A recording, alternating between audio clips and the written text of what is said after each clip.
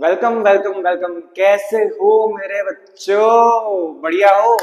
अब specially 9th standard वाले students के लिए हम स्टार्ट करने वाले हैं अपनी जियोमेट्री की मैथ्स की लेक्चर की सीरीज। पता ही है आप लोगों को कि सर जियोमेट्री बहुत ज्यादा दिमाग का दही कर देता है। अब वो दही की अपने को लस्सी बनानी और गट गट करके पी जानी है, ठीक है? क्योंकि अपना जियोमेट्री उतना पक्का होना चाहिए कि अपने को 9th स्टैंडर्ड के जो 4 चैप्टर्स है, 7 8 9 6 7 8 और 9, इन चारों चैप्टर्स में कोई भी परेशानी होगी नहीं। तो हम स्पेशली जियोमेट्री के लिए ये सीरीज लेके आए हैं कि जिसमें हम टॉपिक को भी रिवाइज करेंगे बड़े अच्छे से, और टेक्स्ट बुक के जितने भी क्वेश्चंस है हर एक क्वेश्चन का हम यहाँ पे सॉल्यूशंस बताएंगे, ठीक है? तो आपका टेक्स्ट बुक के रिलेटेड जो भी काम काज है, ट्राइंगल ले लो, लाइंस एंड एंगल्स ले लो, क्वाड्रिलेटरल है, सर्कल्स है, तो उन सारे चैप्टर का बढ़िया से आपका एक रिवीजन भी हो जाएगा। कहीं पर भी कोई भी ना भटकते हो तो आप तुरंत से वीडियो निकाल के देख सकते हो कि हाँ इस क्वेश्चन में ऐसे सॉल्व किया जा सकता है। उसके साथ साथ में और भी उसके रिलेटेड जो एक्स्ट्रा क्वेश्चंस पूछे जाते हैं आपकी स्कूल की एग्जाम्स में, ठीक है, तो वो हम आज सॉल्व करने वाले हैं।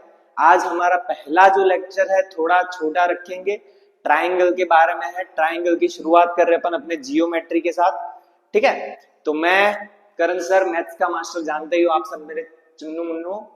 चलो शुरू करते हैं भाई। जियोमेट्री, ट्राइंगल, चैप्टर नंबर 7, थाला फॉर अ रीजन। अभी शुरू करते हैं सर ट्राइंगल के बारे में।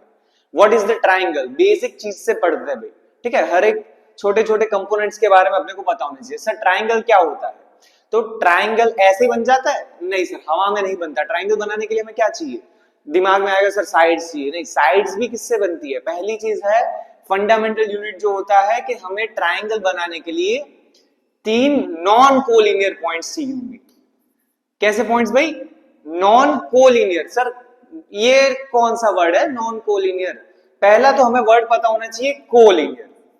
कोलिनियर का मतलब क्या होता है? कोलिनियर का मतलब होता है same line, on a same line. कि जैसे कि यहां पर मैं 3 पॉइंट्स लेता हूं, समझो ये पॉइंट है ए, ये पॉइंट है बी, ये पॉइंट है सी। सर ये तीनों पॉइंट एक ही लाइन में है। अगर 3 पॉइंट एक ही लाइन में होंगे तो कोई ट्राइंगल बनेगा नहीं, लाइन बन जाएगी। तो अगर मेरे पास 3 नॉन कोलिनियर पॉइंट होता है, क्या ऐसे पॉइंट्स की जो एक लाइन में हो नहीं, तो उससे क्या चीज बनती है भाई? हमारे पास ट्राइंगल बनता है। तो ये 3 हमारे पास वर्टेक्स होते हैं, ए बी एंड सी। अच्छा, बिंदु से बिंदु को जोड़ना है भैया, पॉइंट से पॉइंट को जोड़ोगे तो क्या बनेगा? सर लाइन बन जाएगी। अगर समझो मैं ए से लेकर बी को जोड़ता हूं तो लाइन बन गई, बी से लेकर सी को जोड़ता हूं तो एक लाइन सेगमेंट बना, एक और ए से लेकर सी को ज्वाइन करूंगा तो एक और लाइन सेगमेंट बनेगा। कितने लाइन सेगमेंट बने सर? 3 लाइन सेगमेंट्स है हमारे पास। कितने लाइन सेगमेंट्स है भैया? 3। अब ये जो 3 लाइन सेगमेंट्स है इसे बोला जाता है साइड्स। ट्राइंगल की साइड्स। ट्राइंगल में 3 साइड्स होती है। कौन कौन सी सर? ए से लेकर शुरू किया, बी पे खत्म हुआ तो उसका नाम होगा ए बी। सर बी ए बोलूंगा तो चलेगा? बिल्कुल चलेगा बेटा, कोई दिक्कत नहीं है। चलो बी से शुरू किए, सी पे खत्म हुए तो उस वाली साइड का नाम होगा बी सी, और सी से लेकर ए पे जा रहे हो तो उसका नाम होगा सी ए या फिर ए सी, ठीक है? तो ट्राइंगल का सबसे मेन जो पार्ट है वो क्या है? उसकी साइड्स। कितनी साइड्स होती है? 3 साइड्स होती है, ए बी, बी सी और ए सी। उसके बाद बात करते हैं सर जब 2 साइड्स इकट्ठा होती है तो क्या होता है? तो देखो साइड जब भी एक दूसरे से टकराती है तो वहां पे कुछ ना कुछ खोपचा बन जाता है। खोपचा मतलब कि सर एंगल। देखो ध्यान से कि यहां पर कौन से 2 साइड टकरा रही है सर? ए बी और बी सी दोनों एक फिक्स पॉइंट पे मिल रही है। कौन से पॉइंट पे मिल रही है? बी पॉइंट पे। तो वहां पर सर एंगल बन रहा है। इस वाले एंगल को नाम क्या बोला जाएगा सर? ए बी सी। जो भी एंगल की आप चर्चा करते हो वो ऑलवेज कहां पे रखना पड़ेगा? सेंटर में। और अभी अपन छोटे बच्चे नहीं है कि पेट नेम लिखेंगे सोनू मोनू एंगल, एंगल भी नहीं, अभी छोटा नाम लिखा जाएगा नहीं। अभी हम जो भी एंगल का नाम लिखेंगे वो ऑलवेज 3 लेटर्स वाला लिखेंगे, A B C, B C A C B, ठीक है? तो हमारे पास जब साइड्स इकट्ठा होगी तो क्या बनेंगे? हमारे पास 3 एंगल्स फॉर्म होंगे। कौन से 3 एंगल्स है सर हमारे पास? एक तो है हमारे पास एंगल ए बी सी, ये वाला एंगल। दूसरा अगर मैं इस वाले एंगल की बात करूं तो ये वाला एंगल का नाम क्या होगा सर? बीच में रखना है ए को तो बी से चालू करेंगे, बी ए सी। दूसरा एंगल होगा हमारे पास बी ए सी। और तीसरा एंगल हमें कौन सा मिल रहा है भाई? B C A. कौन सा है भाई? B C A. Sir A B C की जगह पर अगर मैं सी बी ए लिखूं तो चलेगा? हाँ सेम ही चीज है भाई ये दोनों। बी ए सी की जगह पर एंगल सी ए भी लिखेंगे तो भी चलेगा। बी सी ए की जगह पर ए सी बी बोलोगे तो भी चलेगा। डन है भाई। तो हमारे पास जो अपना ट्राइंगल होता है, ट्राइंगल में मेन दो कंपोनेंट्स होते हैं जिसके बेस पे ये पूरा चैप्टर है। कौन सी दो चीजें याद रखनी है? पहली चीज है साइड्स, दूसरी चीज है एंगल्स। तीन साइड्स होती है और तीन एंगल्स होते हैं। ये 6 चीजों के बारे में इस पूरे चैप्टर में अपन ढंग से पढ़ेंगे। बहुत सारी अच्छी अच्छी चीजें हैं। ठीक है, चलो तो शुरू करते हैं आगे। ट्राइंगल के बारे में समझ गए सब लोग? क्या क्या याद रखना है? 3 साइड्स होगी, 3 एंगल्स हो गए। साइड्स के नाम में A B B A B C C B बोलोगे चलेगा। एंगल्स में पूरा नाम लिखना है। जो भी एंगल रिप्रेजेंट करना होता है वो ऑलवेज कहां पर होना चाहिए? सेंटर में होना चाहिए। आगे बढ़ते हैं भैया। अरे सर डोलू बोलू क्या कर रहा है? पोगो दिखाने थोड़ी, पोगो देखेंगे अपन। चलो देखते हो ना आप लोग, जानते हो ना ये डोलू बोलो करते लेने। पहले यहां पर देखो, ये अपनी पूरी छोटा भूमि की ढोलकपुर 11 है। कालिया किरमड़ा नहीं लाए, ठीक है। राजू है अपना, भीम है, चुटकी है, इंदुमती नहीं है, आज इंदुमती बाहर गई है। अच्छा तो आप यहां पर देखो, बहुत सारे लोग दिख रहे हैं। हाँ सर बिल्कुल दिख रहे हैं। कोई ऐसा बंदा दिख रहा है कि जो सेम सेम दिखता हो सर? हाँ बिल्कुल सर। ये इसके जैसा कोई दिखता है? इसके जैसा राजू दिखता है? नहीं सर, ये दोनों अलग अलग है। ये चुटकी और कालिया सेम सेम दिखते हैं? नहीं सर, वो दोनों भी अलग अलग दिखते हैं। तो सर यहां पर साइड में ये दो बंदे दिख रहे हैं अपने को। कौन से दो बंदे ये? सर ये रहे अपने डोलू भोलू। ये डोलू भोलू जो है सर दिखने में एकदम जुड़वा है, सेम सेम डिट्टो सेम, हर एक चीज सेम। देखो हाँ सर, कपड़ों का कलर छोड़ के जितनी भी चीजें देखोगे सारी डिट्टो सेम होगी सर। दोनों की हाइट भी सेम है, दोनों की बॉडी भी सेम है, दोनों की आंखें भी सेम है, स्माइल भी सेम है सर, कान भी सेम है, आंख भी सेम है, हाथ भी सेम है, सब सेम है सर। तो जब दो चीजें एकदम same to same ditto copy paste होती है तो हम उनको क्या बोलते थे सर? जुड़वा बोलते थे। याद करो, पिक्चर भी देखी होगी आपने, वो वरुण धवन वाले नहीं, अपने सलमान खान वाली सैलमन बॉय देखिए ना। जुड़वा क्या होता है उसमें? सर दो भाई होते हैं, दोनों भाई डिट्टो सेम, सब सेम, हाइट, बॉडी, आंख, कान, नाक, वो जो भी कुछ सोच रहे हो वो सब कैसा होता है? सेम होता है। तो यही चीज सर इसका ट्राइंगल से क्या लेना देना? तो मैथमेटिकल टर्म्स में इसे बोला गया है कॉन्ग्रुएंसी, जो आपका मेन इस चैप्टर का टॉपिक है, कॉन्ग्रुएंसी। ठीक है, कॉन्ग्रुएंसी का मतलब क्या होता है? ऐसे दो फिगर्स, ऐसी दो चीजें जो एक दूसरे के साथ टोटली मैच करती हो, हर एक चीज उसकी सेम हो, तो उन्हें क्या बोला जाएगा? कॉन्ग्रुएंट फिगर्स बोला जाएगा। आप अपने घर में भी आजू बाजू अगर डाफेरे मारोगे तो आपको दिख जाएगा। देखो अगर आपके राइट साइड में खिड़कियां है तो दो खिड़कियां एकदम सेम सेम दिखेगी, ठीक है। या फिर समझो आपके घर में वो स्विच बोर्ड होता है तो स्विच बोर्ड की जो दो स्विच होती है वो भी कैसी होती है सर? एग्जैक्ट सेम होती है। आप अपने घर में अगर सेम सेम पंखे लगाए तो वो भी देख सकते हो कि सर वो भी कॉन्ग्रुएंट माने जाएंगे। ठीक है, तो अगर कोई दो चीजें डिट्टो सेम होती है तो उन्हें क्या बोला जाता है? कॉन्ग्रुएंट बोला जाता है। अदरवाइज कॉन्ग्रुएंट बोलेंगे सोचो तो नहीं सर, अदरवाइज कोई चीज पॉसिबल है नहीं। समझो अगर मैं बात करूं कि ये अपना राजू है और ये अपना बंदर का नाम क्या था वो तो भूल गया मैं, याद नहीं मेरे को, तो क्या ये दोनों चीजें कॉन्ग्रुएंट बोली जाएगी? नहीं सर, दोनों की हाइट, बॉडी अलग है, दोनों दिखने में अलग अलग है, तो उन्हें कॉन्ग्रुएंट बोला जाएगा नहीं। ठीक है, तो पहली चीज अपन क्या समझे कॉन्ग्रुएंसी के बारे में? कि अगर दो चीजें कॉपी पेस्ट होगी एक दूसरे की, एक जैसे ही दिखेगी तो उन्हें क्या बोला जाएगा? कॉन्ग्रुएंट बोला जाएगा, पर दोनों का नाम अलग होगा। ठीक है, हम ट्राइंगल के केस में पढ़ रहे तो हमारे पास से ट्राइंगल्स होने चाहिए। ये डोलू बोलू थोड़ी होंगे हमारे पास क्वेश्चन में, ऐसा थोड़ी प्रूव करना होगा कि डोलू और बोलू को कॉन्ग्रुएंट प्रूव करो। अच्छा सोचो तो अगर उनको कॉन्ग्रुएंट प्रूव करना हो, अगर कोई दो चीजों को सेम बताना हो तो हम कैसे बता सकते हैं? सर लॉजिकल चीज है कि अगर दोनों की जितनी भी चीजें हैं, जो भी हो, जैसे कि इन दोनों की बात करते हैं सर, पहली चीज इन दोनों की हाइट दिखती है। दोनों की हाइट कैसी होनी चाहिए? सेम होनी चाहिए। सर दोनों की बॉडी कैसी होनी चाहिए? सेम होनी चाहिए। दोनों की आंखें कैसी होनी चाहिए? सेम होनी चाहिए। तो जितने भी उनके पार्ट्स होते हैं वो कैसे होने चाहिए? सेम।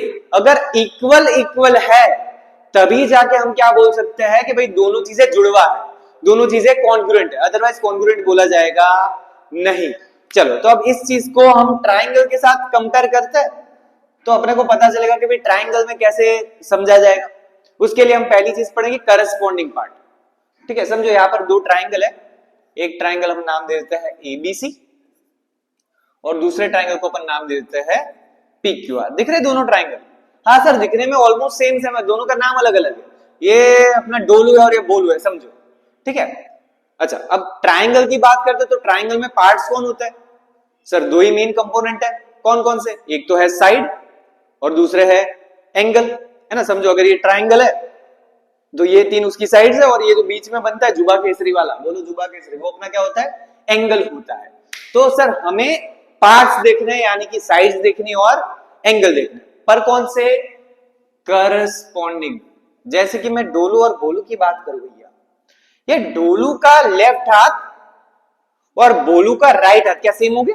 नहीं सर, लेफ्ट और राइट कैसे सेम हो सकते हैं? पॉसिबल नहीं है। लेफ्ट के साथ कंपेयर क्या करना पड़ेगा? लेफ्ट वाला हाथ। राइट के साथ कंपेयर क्या करेंगे? राइट। मैं सोचो इसका पैर और इसके पैर, सॉरी इसका मुंह और इसका पैर इक्वल हो गए? पॉसिबल है? नहीं सर, बिल्कुल पॉसिबल नहीं। यानी कि हमारे जो पार्ट्स होते हैं वो करस्पॉन्डिंग होने चाहिए और उनको हमें इक्वल प्रूव करना होता है। ठीक है, तो अगर हम बात करते हैं इस दो ट्राइंगल की, तो समझो अगर मैं AB की बात करता हूं तो AB का करस्पॉन्डिंग पार्ट कौन सा बनेगा सर? AB, यहां पर AB है इस वाले ट्राइंगल में, तो इस वाले ट्राइंगल में कौन है? PQ है। यानी कि AB का जो करस्पॉन्डिंग पार्ट है वो कौन सा है? PQ।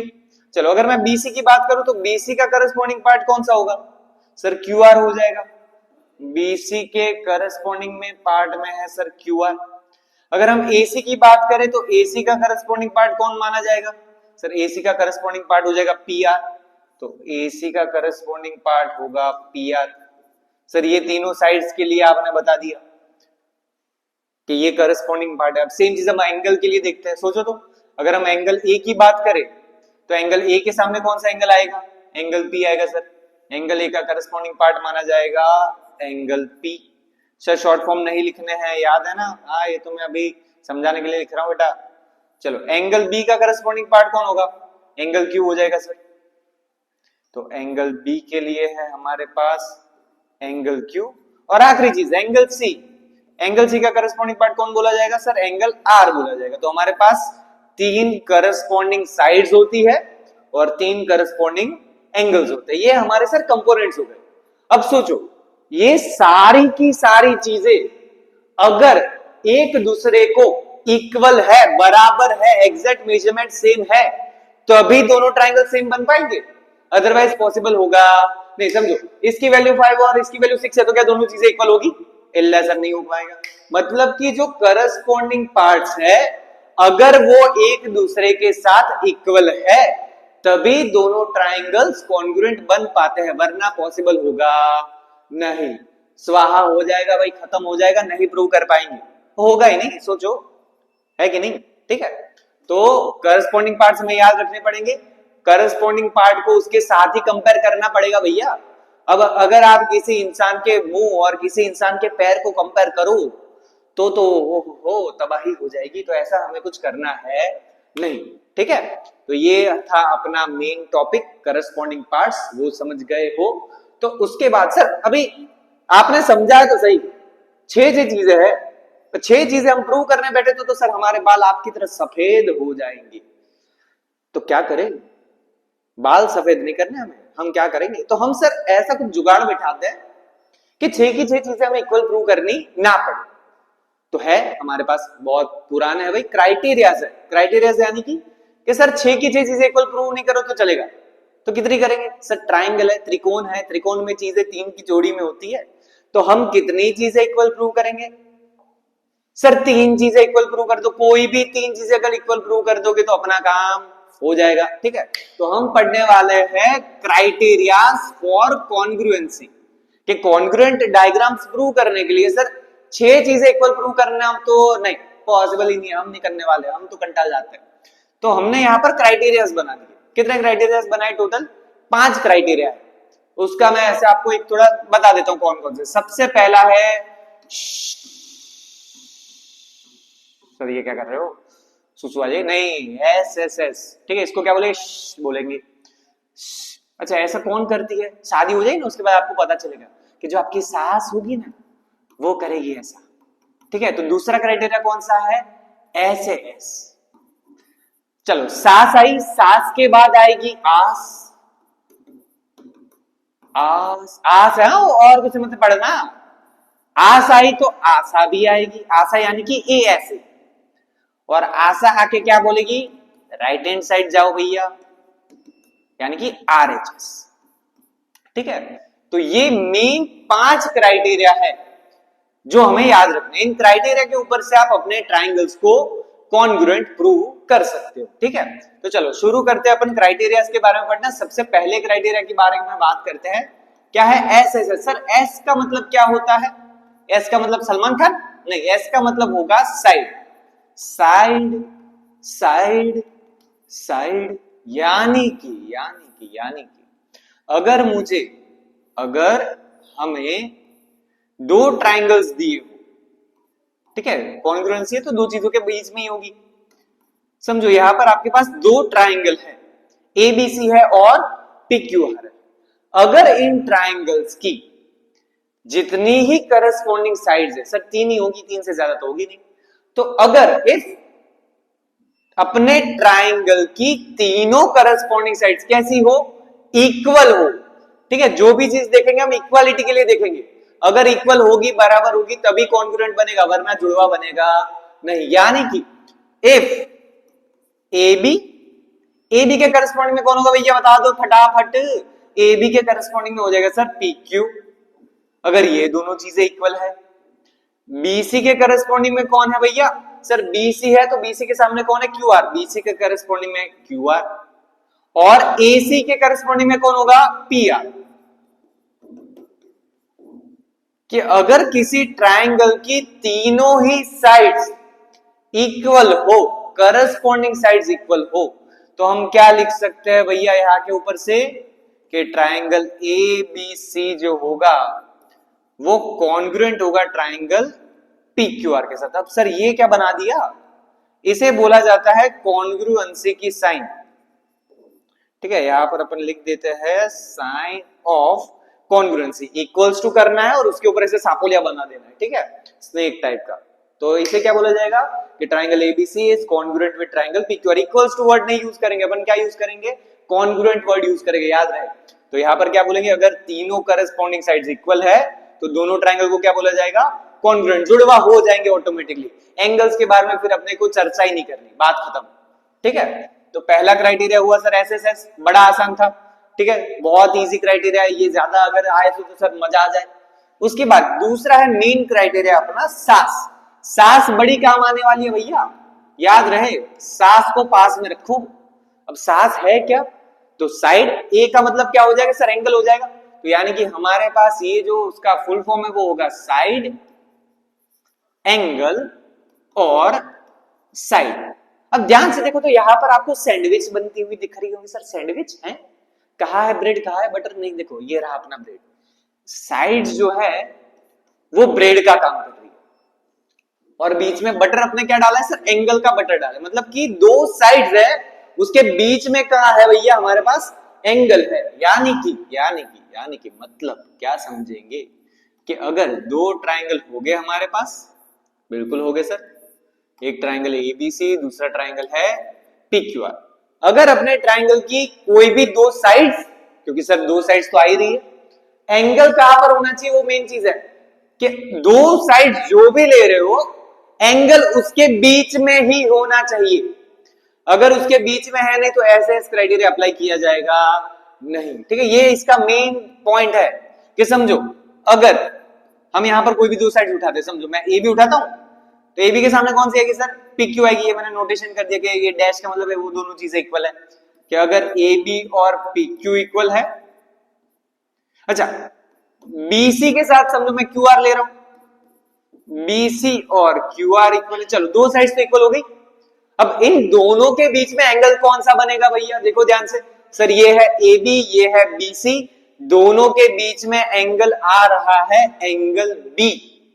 सिमिलरली पी क्यू और क्यू आर के बीच में एंगल आ रहा है एंगल क्यू। तो अगर वो एंगल इक्वल होगा तो ही हम ऐसे एस क्राइटेरिया अप्लाई कर पाएंगे। मतलब कि हमें लेना पड़ेगा angle A B C is equals to angle P Q R. तो अगर ये तीन तिगड़ी इकट्ठा होती है तो यहां पर से भी हम क्या लिख सकते हैं भैया कि ट्राइंगल एबीसी जो होगा वो कॉन्ग्रुएंट होगा ट्राइंगल पीक्यूआर के साथ by using side angle side criteria. Criteria के जो प्रूफ दैट है वो भी अपन नेक्स्ट लेक्चर में पढ़ेंगे, ठीक है। अभी मैं आपको ओवरव्यू दे रहा हूं कि क्राइटेरिया कैसे यूज करना है, ठीक है। तो ऐसे क्राइटेरिया में क्या याद रखेंगे, दो साइड्स होगी और एंगल उसके एग्जैक्टली कहां पर होना चाहिए, बीच में होना चाहिए, ठीक है। टेढ़ा मेढ़ा एंगल ले लोगे तो काम नहीं बनेगा, अगर एंगल ए ले लिया तो काम चलेगा नहीं, जो भी दो साइड्स है एंगल उसके बीच में ही रखना पड़ेगा, सैंडविच बननी चाहिए भैया, सीक्वेंस में आना चाहिए, side angle side, side angle side, done है। चलो उसके बाद है हमारे पास अपना तीसरा क्राइटेरिया, कौन सा था भैया, सास के बाद आई थी आस, आस में था ए एस, आस है वो एस नहीं है, समझो बात को। तो ये होगा एंगल, एंगल साइड, एंगल है वो, एंजल नहीं भैया, एंजल मत समझना, एंजल तो प्रिया होती है। चलो तो एंगल, एंगल साइड के बारे में बात करते हैं। सर यहां पर नहीं, यहां पर कोई सैंडविच नहीं बन रही, यहां पर कितना एंगल है, दो एंगल है हमारे पास, समझो ये है हमारे पास ट्राइंगल एबीसी और ये है हमारे पास ट्राइंगल पीक्यूआर। सर कितने एंगल लेने हैं, दो, कोई भी दो एंगल होने चाहिए इक्वल, क्वेश्चन में गिवन हो सकते हैं, समझो ये एंगल ए और angle P congruent corresponding equal है, एंगल बी और एंगल सी इक्वल है, तो क्या होगा sir, angle BAC is equals to angle QPR, angle ABC is equals to angle PQR.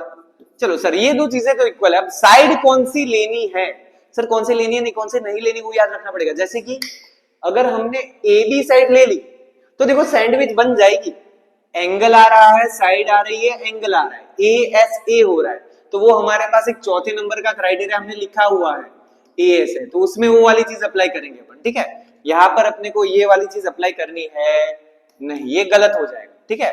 तो जो भी दो एंगल हो साइड उसके साथ हो, उसके बीच में होनी चाहिए नहीं, यानी कि आप बीसी या एसी उसी का ही यूज कर पाओगे, अगर ए बी का यूज करोगे तो फिर क्राइटेरिया चेंज होके बन जाएगा ए एस, ठीक है। तो यहां पर कौन सी साइड लेते हैं, समझो बीसी दिया है तो बीसी के सामने कौन सा होगा, क्यू आर, एसी और पी आर भी हो सकता है, अगर एपी और पीक्यू आता तो क्राइटेरिया हो जाता चेंज, क्राइटेरिया फिर बोला जाता एंगल साइड एंगल, यानी कि दो ट्राइंगल अगर होंगे ए बी सी और पी क्यू आर, जैसे कि हम यही वाला चीज ले रहे हैं, एंगल ए और एंगल पी इक्वल है, एंगल बी और एंगल क्यू इक्वल है, यहां पर हमने कौन सी साइड इक्वल ली थी, बीसी और क्यू आर, यहां पर अगर हमें ए बी और पी क्यू दिया हो इक्वल, ठीक है, लिख देते भैया अपना एंगल बी ए सी और angle Q P R equal है, एंगल ए बी सी और angle P Q are equal है, साइड उन दोनों एंगल के कहां पर है सर, एग्जैक्टली बीच में है, तो अगर हमारी साइड दो एंगल्स के बीच में भरा जाए बेचारी तब कौन सा क्राइटेरिया अप्लाई किया जाएगा भैया, याद रहना चाहिए ये वाली चीज कि अगर दो एंगल के बीच में ही साइड है तो क्राइटेरिया होगा एंगल साइड एंगल, अगर साइड बीच में नहीं है तो क्राइटेरिया अप्लाई होगा एंगल एंगल साइड, ठीक है। यहां पर से भी क्या बोलेंगे कि एबीसी कॉन्ग्रुएंट है पीक्यूआर के साथ, और सेम चीज अगर ये इतनी चीजें इक्वल है तो यहां पर भी हम क्या बोल सकते हैं कि ट्राइंगल एबीसी जो है वो कॉन्ग्रुएंट है ट्राइंगल पीक्यूआर के साथ। क्लियर है भाई। आखिरी क्राइटेरिया भैया, आखिरी क्राइटेरिया है अपना फिफ्थ नंबर का, which is RHS, right hand side नहीं है, इसे बोला जाएगा राइट एंगल। भाई बहुत गर्मी हो रही है। फिर बोला जाएगा हाइपोटेनियस, और तीसरा होगा साइड, मतलब कि सर राइट एंगल ट्राइंगल ही लेना पड़ेगा इसके लिए, हाँ बिल्कुल, ये फिक्स क्राइटेरिया कौन से ट्राइंगल के लिए अप्लाई होगा, अगर अपना ट्राइंगल राइट एंगल ट्राइंगल है तो, वरना बोल जाने का, अप्लाई नहीं करने का, दिमाग में आने ही नहीं चाहिए भैया, आज तो कर देने का, कि अगर आपके पास जो आपका ट्राइंगल है, समझो यहां पर है अपना ट्राइंगल एबीसी और यहां पर है अपना ट्राइंगल पीक्यूआर, दोनों ट्राइंगल कैसे होने चाहिए, राइट एंगल होने चाहिए, कि अगर दोनों ट्राइंगल राइट एंगल ट्राइंगल है तो ही ये वाला क्राइटेरिया के बारे में सोचा जाएगा। ठीक है, ऐसा ही नहीं बोल रहा कि अप्लाई कर ही दो, ऐसा भी जरूरी नहीं कि राइट एंगल ट्राइंगल दिया हो तो आरएचएस ही लगता हो। ठीक है, कभी कभी अपने को उल्लू भी बना देते हैं लोग, आरएचएस दिया, राइट एंगल दिया है, पर दोनों साइड दे रखी है। ठीक है, तो इसमें दूसरा वर्ड कौन सा आता है? हाइपोटेनियस। सर हाइपोटेनियस क्या होता है? राइट एंगल के एग्जैक्टली अपोजिट वाली जो साइड होती है ना, इसे बोला जाता है हाइपोटेनियस। हिपोपोटेमस नहीं है, क्या बोला जाएगा? हाइपोटेनियस बोला जाएगा। तो अगर हमारे पास ट्राइंगल में पहली चीज तो सर राइट एंगल होनी चाहिए, 90 डिग्री होना ही चाहिए। उसके बाद 90 डिग्री के सामने वाली साइड कंपलसरी वो होनी चाहिए, अगर वो है तो आरएचएस ही आएगा, उसके अलावा और कोई क्राइटेरिया आएगा नहीं। एक राइट एंगल हो, उसके अपोजिट वाली साइड यानी कौन सी होगी सर? एसी, इसके अपोजिट में एसी, इसके अपोजिट में कौन है? पीआर। हाइपोटेनस सेम होनी चाहिए। और उसके अलावा सर कौन बचा? साइड, दो साइड्स बची है, दोनों में से कोई भी इक्वल हो चलेगा। समझो ए बी और पी क्यू इक्वल होगी तो भी कोई टेंशन नहीं है, बी सी और क्यू आर इक्वल होगी तो भी कोई टेंशन नहीं। ठीक है, दोनों में से कोई भी ले सकते हो। लेकिन मेन कौन सी दो चीजें याद रखनी है? पहली है राइट एंगल और दूसरी है हाइपोटेनस। तो अगर राइट एंगल्स इक्वल है, हाइपोटेनस भी इक्वल है, तो वहां पर से हम कौन सा क्राइटेरिया अप्लाई करेंगे भैया? कि by RHS criteria triangle ABC is congruent to triangle PQR. Clear है भाई? तो हमारे पास मेनली ये 5 क्राइटेरिया के बारे में अच्छे से याद रख लेना है। आप नोट डाउन करना चाहो तो कर सकते हो, इसका स्क्रीनशॉट ले सकते हो। ठीक है, अपनी बुक में एक बार अच्छे से लिख लेना। एक बार क्राइटेरिया पक्के होने चाहिए कि भाई कब कौन सा क्राइटेरिया अप्लाई किया जाएगा, तब जाके आप प्रूव दैट वाले क्वेश्चंस अच्छे से सॉल्व कर पाओगे। ठीक है, ये हो गया, इसका स्क्रीनशॉट ले लियो भैया। और इसका भी अगर लेना चाहते हो तो मेरी ऐसी जोरदार राइटिंग है तो आप हेल्प कर सकते हैं आपको। ठीक है, तो अपना टॉपिक वाला जो पहली और दूसरी एक्सरसाइज के रिलेटेड जो टॉपिक वाला है वो यहाँ पे समाप्त होता है। ठीक है, थोड़ा थोड़ा करके पढ़ेंगे, बहुत सारा एक साथ पढ़ने बैठेंगे तो दिमाग फट जाएगा। अपने को दिमाग नहीं फाड़ना है भैया, अपने को जियोमेट्री फाड़ना है और हो जाएगा। ठीक है, उसकी टेंशन मत लो। Geometry is one of the best topic. आप ऐसा समझोगे कि सर जियोमेट्री जैसा कोई पार्ट नहीं, इससे इजी कोई चीज नहीं है। एंड एक्चुअली अगर एक बार आप समझना स्टार्ट कर देते हो तो ऑटोमेटिकली आपके आंसर्स बनने भी स्टार्ट हो जाएंगे। ठीक है, प्रूव दैट वाले क्वेश्चन ज्यादा इजी होते हैं। जैसे आपने देखा कि सर हर एक बार कोई 3 ही चीजें इक्वल प्रूव करनी होती है। अब 3 में से देखो क्वेश्चन में आपको 2 चीजें ऑलमोस्ट इक्वल दे रखी होती है, एक ही चीज आपको ढूंढनी होती है। वो एक चीज अल्टरनेट इंटीरियर एंगल हो सकता है, कॉमन साइड हो सकती है, या तो फिर हमारे पास वर्टिकली अपोजिट एंगल हो सकते हैं, राइट एंगल्स हो सकते हैं। ठीक है, आइसोसेलेस ट्रायंगल हो सकता है।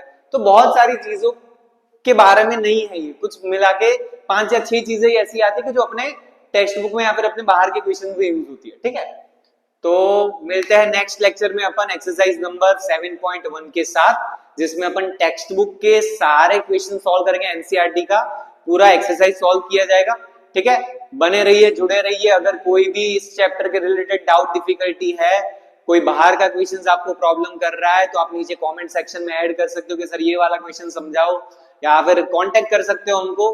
ठीक है, लाइक करो, शेयर करो, घंटी बटन दबा दो जियोमेट्री के लिए। मिलते हैं भैया, good luck, good bye, Radhe Radhe, जय हिंद।